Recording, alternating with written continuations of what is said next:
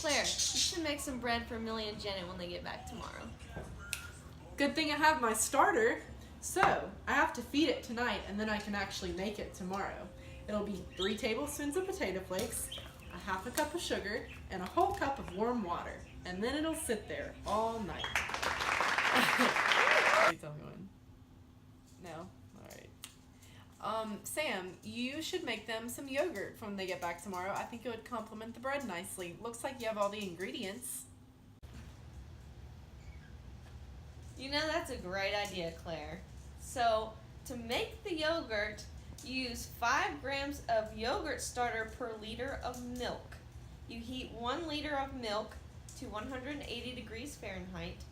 Cool it down. Dissolve the 5 grams of starter into a small amount of cooled milk in a cup.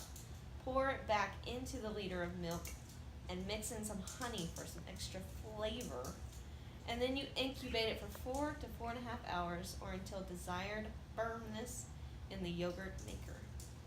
And then you have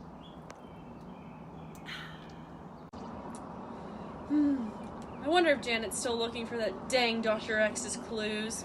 We still have yet to find the pathogen that's the culprit for all of this. But in the meantime, I'll just geek out and do a little water purification. So, the other day in lab, as I think out loud to myself on this beautiful day, I purified some water. For approximately 10 minutes, we let it come to a boil to kill all the pathogens. I even have plate counts conveniently right here that I love to review out loud outside. So our first plate only had 78 colonies.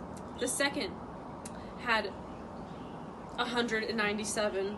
Wow, there's something wrong with that. The third had 59 colonies, and the fourth only had 11 colonies. Now the weird thing about these, compared to our clean water, was they had these weird little orange dots in the middle. And our clean water colonies were all white blotches. So, we really don't know how many colonies we had, but we'll just go with it for now. That silly Dr. X must be playing his tricks.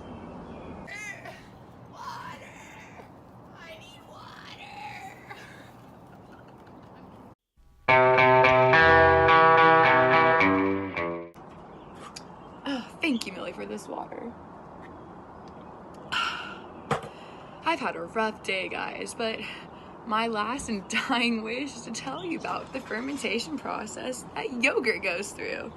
So yogurt fermentation uses the lactic acid fermentation process, which is the metabolic process in which sugars are converted into cellular energy in lactic acid. Surprise there, guys, right? It is fermented by Lactobacillus bulgarius and Streptococcus thermophiles. Are you ready to know the process? Here we go.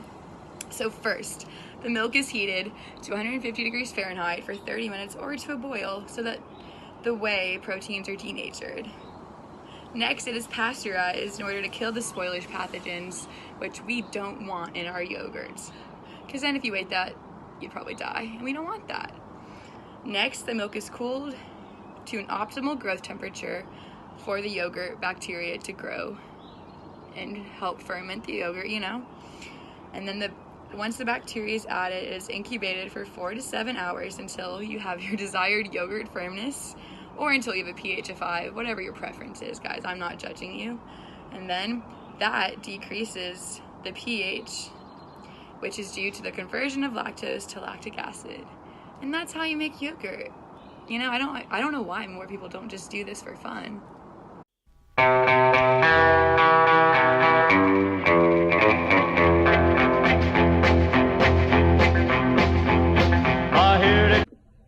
Hi guys, I'm going to talk to y'all a little bit about the sourdough bread process. Sourdough bread uses lactic acid fermentation. During the process, inside the dough, the microorganisms feed on flour to produce alcohol and acids. The lactic and acetic acids produced give the bread the sour flavor. After feeding and fermenting, it is added to the bread dough, as it helps leaven the bread. The microorganisms found in the sourdough are most commonly strains of lactobacillus. These strains include Lactobacillus brevis, Lactobacillus plantarum, and Lactosanfrancensis. probably butchered that pronunciation. So I know I've already told you guys a little bit about how we feed the starter, but I didn't finish telling you what happens after that. So, once it's been fed, we let it sit out overnight, and then we give it a good stir the next day, and we take a cup of the starter and mix it with 6 cups of bread flour, a half a cup of sugar, 1 teaspoon of salt, and 1.5 cups of water. And then we stir that all up, and then let it rise for 8 hours in a bowl. Take it out, knead it, put it in a pan, let it rise for another 4 hours, and then bake it in the oven for approximately 30 minutes at 350 degrees. Enjoyed being with you guys today.